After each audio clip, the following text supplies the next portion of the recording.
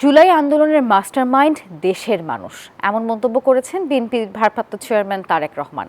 নির্বাচন ও রাজনীতি সহ বিভিন্ন বিষয়ে বিবিসি বাংলাকে দেয়া এক সাক্ষাৎকারে একথা বলেন তিনি। আরও বলেছেন, নির্বাচনের সময় জনগণের মাঝেই থাকবেন তিনি। চেষ্টা থাকবে, ইচ্ছা থাকবে, আগ্রহ থাকবে।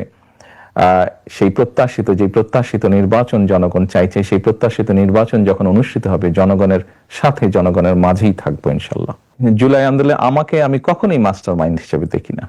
এই যে 5ই আগস্ট যেই আন্দোলন, জুলাই আন্দোলন বলে যেটি বিখ্যাত বা যেটি সকলের কাছে গৃহীত, এই আন্দোলনটি সফল হয়েছে জুলাই মাসে, কিন্তু এই আন্দোলনটি প্রেক্ষাপট শুরু হয়েছে কিন্তু বহু বছর আগে থেকে।